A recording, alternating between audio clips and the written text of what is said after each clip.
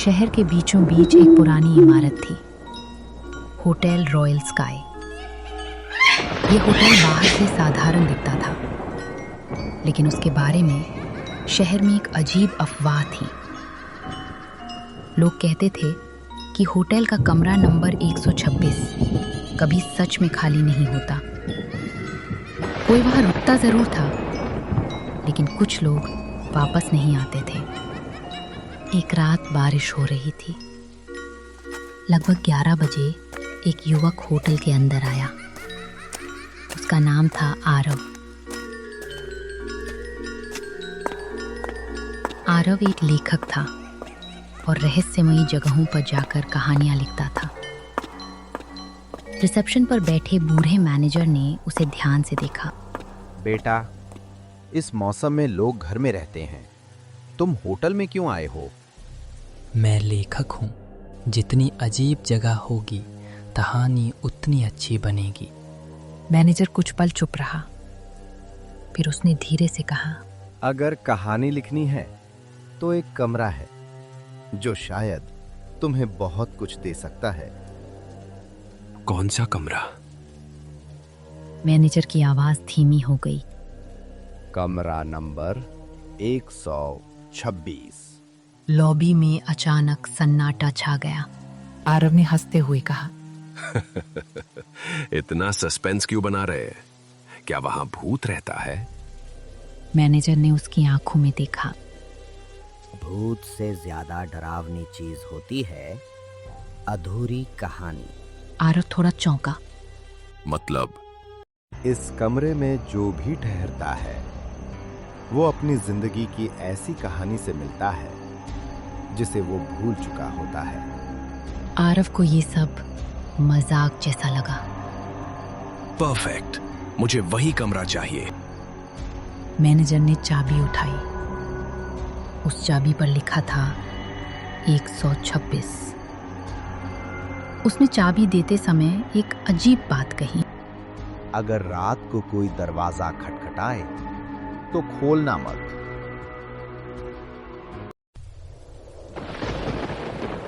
तीसरी मंजिल का कॉरिडोर बहुत लंबा और शांत था। जब आरव कमरे के सामने पहुंचा, उसे लगा जैसे अंदर से कोई हल्की आवाज आ रही हो। उसने दरवाजा खोला। कमरा बिल्कुल सामान्य था। एक बिस्तर, एक मेज, एक पुरानी घड़ी, लेकिन दीवार पर एक अजीब चीज थी, एक फोटो फ्रेम। फोटो में 3 लोग थे, एक आदमी, एक औरत और एक बच्चा। आरव ने ध्यान से देखा। वो अचानक सन्न रह गया, क्योंकि फोटो में जो आदमी था वो बिल्कुल आरव जैसा दिखता था।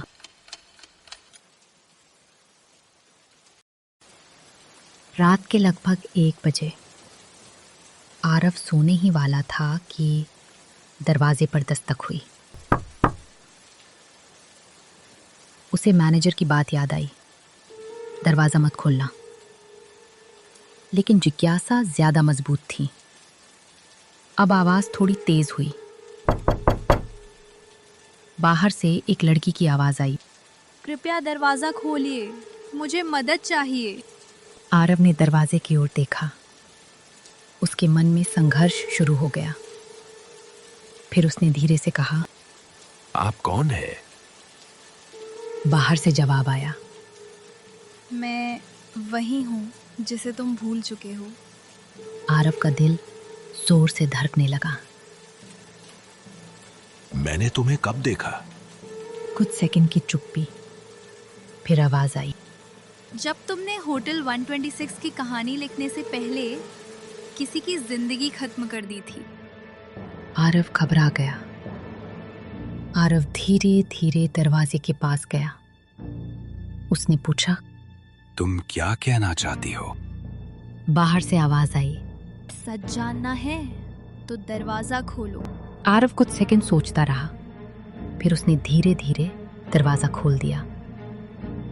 दरवाजे के बाहर एक लड़की खड़ी थी, भीगी हुई, डर से कांपती हुई। उसकी आंखें गहरी थीं। उसने धीरे से कहा, मेरा नाम मीरा है और ये कहानी तुम्हारे बारे में है।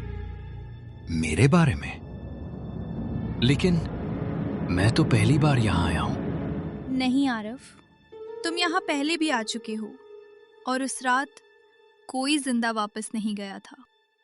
दरवाजे के सामने खड़ी मीरा को देखकर आरव कुछ पल तक कुछ बोल ही नहीं पाया। कमरे के अंदर हल्की पीली लाइट जल रही थी और बाहर बारिश की आवाज गूंज रही थी।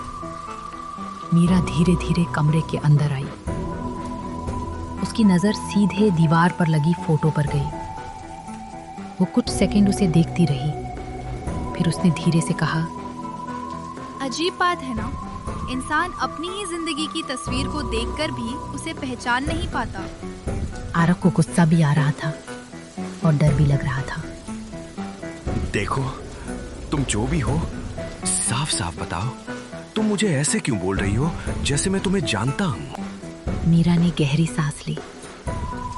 उसकी आवाज अब बहुत गंभीर हो गई। कभी कभी इंसान की यादें मिट जाती हैं, लेकिन उसके किए हुए काम कभी नहीं मिटते। वो किसी न किसी जगह, किसी न किसी दीवार, किसी न किसी कमरे में कैद हो जाते हैं। तुम कहना क्या चाहती हो? मीरा ने धीरे से कहा, 3 साल पहले इसी होटल में कमरा नंबर 126 में एक आदमी अपनी पत्नी और बच्चे के साथ आया था। वो आदमी एक लेखक था। उसे रहस्यमयी कहानियां लिखने का शौक था। वो कहता था, अगर जिंदगी में दर्द नहीं होगा तो कहानी में सच्चाई नहीं आएगी। आरव के माथे पर पसीना आने लगा। ये सब मुझसे क्या संबंध रखता है? क्योंकि वो आदमी तुम थे। कमरे में अचानक सन्नाटा छा गया। घड़ी की टिक टिक की आवाज साफ सुनाई दे रही थी। आरव ने सिर पकड़ लिया। नहीं, ये झूठ है। मैं पहली बार इस शहर में आया हूँ। मीरा ने धीरे से कहा, दिमाग भूल सकता है, लेकिन दिल कभी नहीं भूलता। फिर उसने फोटो की तरफ इशारा किया। इस तस्वीर में जो औरत है वो तुम्हारी पत्नी थी, अनाया, और ये छोटा बच्ची तुम्हारा बेटी, प्रीति। नहीं, मेरा कोई परिवार नहीं है। मीरा की आंखों में अचानक गुस्सा भर गया। तुम्हारा परिवार था, लेकिन तुम्हारी एक गलती ने सब खत्म कर दिया। आरव कांपते हुए बोला, कौन सी गलती? तुम्हें एक परफेक्ट हॉरर स्टोरी लिखनी थी। तुम असली डर महसूस करना चाहते थे, और उस रात तुमने कुछ ऐसा किया जिसकी सजा तुम्हें आज तक मिल रही है। मैंने क्या किया?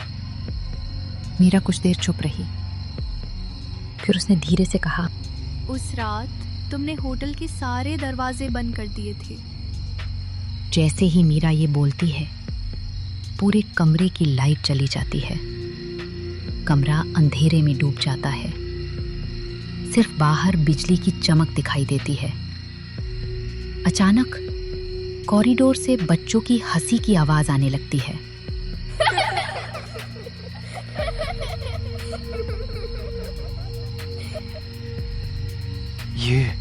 ये आवाज कैसी है? यादें वापस आ रही हैं। फिर उसने फुसफुसाते हुए कहा, और याद रखो, जब होटल 126 की यादें जागती हैं तो कोई भी सच्चाई छिपी नहीं रहती। बाहर बिजली चमक रही थी और हर चमक के साथ कमरे की दीवारें कुछ सेकंड के लिए दिखाई दे जाती थीं। आरव की सांस तेज हो रही थी। मीरा, ये सब क्या हो रहा है? ये आवाजें, ये अंधेरा, ये सब मुझे डराने के लिए है या सच में कुछ हो रहा है? मीरा अचानक गायब हो गई। आरव घबरा गया। वो मीरा को ढूंढने लगा, क्योंकि असली सच्चाई तक मीरा पहुंचा सकती। मीरा, मीरा, मीरा, तुम कहाँ हो? मीरा, मीरा। आरव, अंदर आ जाओ। मीरा खिड़की के पास खड़ी थी। बारिश की बूंदें शीशे से टकरा रही थीं। वो धीरे से बोली, डर तो सिर्फ शुरुआत है आरव। असली सजा तब शुरू होती है जब इंसान को अपने किए हुए काम याद आने लगते हैं। मैंने कुछ नहीं किया। अगर तुम्हें लगता है कि मैं कोई अपराधी हूं तो साफ साफ बताओ। मीरा उसकी तरफ मुड़ी। उसकी आंखों में एक अजीब चमक थी। ठीक है, आज तुम्हें सब याद दिलाती हूँ। उस रात ठीक ऐसी ही बारिश हो रही थी। मीरा धीरे धीरे बोलने लगी, जैसे वह कोई कहानी नहीं बल्कि याद बता रही हो। तुम अपने परिवार के साथ इस होटल में आए थे। तुम्हारी पत्नी अनाया बहुत खुश थी क्योंकि यह तुम्हारी शादी की सालगिरह थी। अब उसके दिमाग में और तस्वीरें आने लगी। होटल का वही कमरा, अनाया मुस्कुरा रही थी, छोटी बेटी प्रीति नाच रही थी।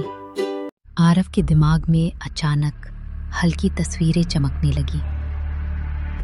एक औरत की हंसी, एक बच्ची की आवाज।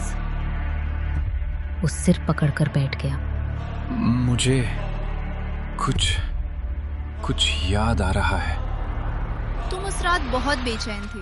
तुम बार बार कह रहे थे, अगर मैं असली डर महसूस कर लूं तो मैं दुनिया की सबसे बड़ी हॉरर कहानी लिख सकता हूं। आरव की आंखें बंद थीं। फिर तुमने एक खतरनाक फैसला लिया। तुमने होटल के सारे दरवाजे अंदर से लॉक कर दिए। क्यों? क्योंकि तुम देखना चाहते थे कि इंसान असली डर में कैसे प्रतिक्रिया देता है। नहीं, मैं ऐसा नहीं कर सकता। लेकिन तुमने किया था। कमरे में अचानक तेज हवा चलने लगी। तुमने होटल की लाइट काट दी, फोन लाइन बंद कर दी और पूरे होटल को अंधेरे में छोड़ दिया।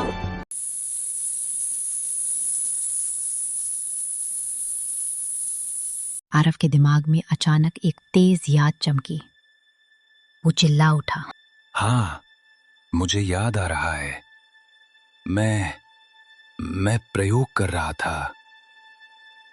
लेकिन तुम्हारा प्रयोग एक भयानक हादसे में बदल गया। क्या हुआ था? होटल के किचन में गैस लीकेज हो रहा था। अंधेरा था, किसी को कुछ दिखाई नहीं दे रहा था और अचानक एक छोटा सा स्पार्क हुआ।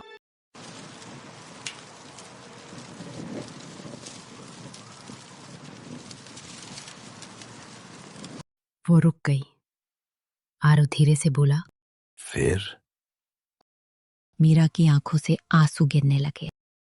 फिर पूरा होटल आग में जल उठा।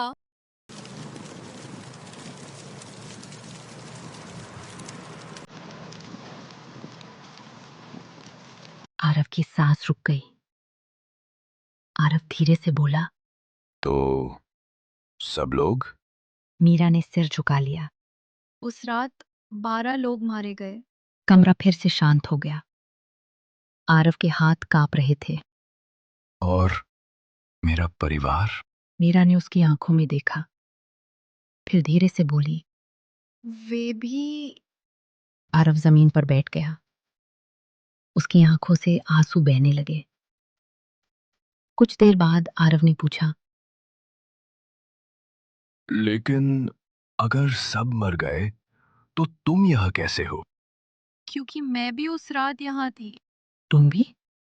हाँ, और मैं ही वो लड़की हूँ जिसने आग लगने से पहले तुमसे मदद मांगी थी। तो मैंने तुम्हें बचाया क्यों नहीं? मीरा की मुस्कान गायब हो गई। उसकी आवाज ठंडी हो गई। क्योंकि उस रात तुम कहानी लिखने में इतने खो गए थे कि किसी की चीखें भी तुम्हें सुनाई नहीं दी। कमरे में ठंडी हवा घूम रही थी। आरव का दिमाग पूरी तरह हिल चुका था। उसे अपनी यादें धीरे धीरे वापस आने लगी थी। आग, चीखें, धुआं और वो खुद लैपटॉप के सामने बैठा कहानी लिख रहा था। आरव कांपते हुए बोला, नहीं, यह सच नहीं हो सकता। मैं इतना बेरहम इंसान नहीं हो सकता। मैं किसी की चीखें कैसे अनसुनी कर सकता हूँ? इंसान जब अपने सपनों के पीछे पागल हो जाता है तो वो ये भूल जाता है कि उसके आसपास भी लोग हैं जिनकी सांसें भी उतनी ही कीमती हैं जितनी उसकी कहानी। अगर मैंने सच में ऐसा किया तो मुझे सजा क्यों नहीं मिली? मैं जेल में क्यों नहीं हूं? मीरा अचानक हंसने लगी। उसकी हंसी बहुत अजीब और डरावनी थी।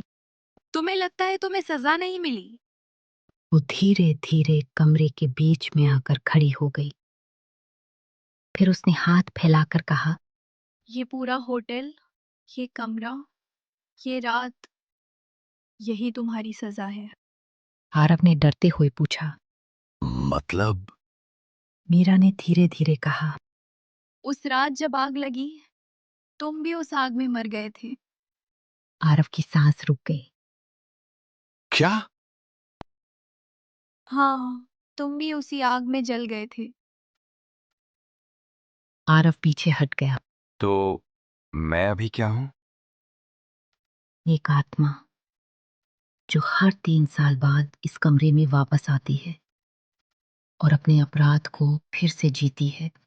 नहीं, ये सब झूठ है। अगर ये झूठ है, तो आईने में खुद को देख लो।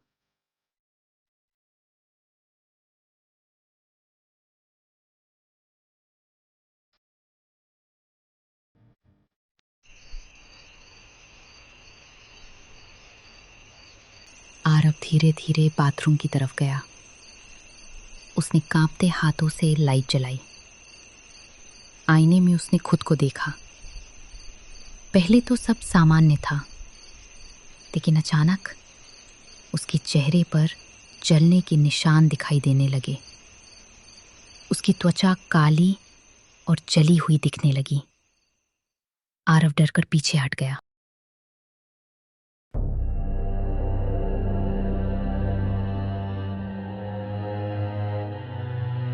आरव डरकर अपने कमरे में पहुंच गया। नहीं, नहीं, ये मैं नहीं हूं। मीरा दरवाजे के पास खड़ी थी। उसने धीरे से कहा, ये वही चेहरा है जो उस रात आग में जल गया था। अचानक कॉरिडोर से कदमों की आवाज आने लगी। ये आवाज किसकी है? वे सब आ रहे हैं जिनकी जिंदगी उस रात खत्म हुई थी। कमरे में कई परछाइयां दिखाई देने लगी। जले हुए लोग, डरे हुए चेहरे, बच्चों की रोने की आवाज। एक आदमी गुस्से में बोला, तुम्हारी कहानी ने हमारी जिंदगी खत्म कर दी। तुम्हें डर चाहिए था, अब हमेशा डर में जियो। आरव जमीन पर गिर गया। मुझे माफ कर दो, मैंने जानबूझकर ऐसा नहीं किया। मीरा ने धीरे से कहा, माफी तब मिलती है जब इंसान अपनी गलती समझे, लेकिन तुम्हें 3 साल लगे याद करने में। आरव ने रोते हुए पूछा, क्या इस सजा से बचने का कोई तरीका है? मीरा कुछ सेकंड चुप रही। फिर उसने धीरे से कहा, है। आरव की आंखों में उम्मीद आ गई। क्या करना होगा? मीरा ने उसकी आंखों में देखकर कहा, तुम्हें अपनी कहानी खत्म करनी होगी। आरव चौंक गया। कौन सी कहानी? होटल नंबर 126 की कहानी। कमरे में सन्नाटा था। टेबल पर रखा पुराना लैपटॉप हल्की नीली रोशनी दे रहा था। स्क्रीन पर वही लाइन चमक रही थी। और फिर होटल में आग लग गई। अगर मैं ये कहानी पूरी लिख दूं, तो क्या सच में सब खत्म हो जाएगा? मीरा गेट के पास खड़ी थी। बाहर बारिश अभी भी तेज हो रही थी। कुछ देर चुप रहने के बाद उसने जवाब दिया, खत्म या शुरू, ये इस बात पर निर्भर करेगा कि तुम सच लिखते हो या फिर वही झूठ जो तुमने दुनिया को बताया था। मैंने कौन सा झूठ बोला था? मीरा धीरे धीरे उसके पास आई। उसकी आवाज अब बहुत गहरी और गंभीर थी। उस हादसे के बाद अखबारों में क्या लिखा था, याद है? आरव ने सिर झुका लिया।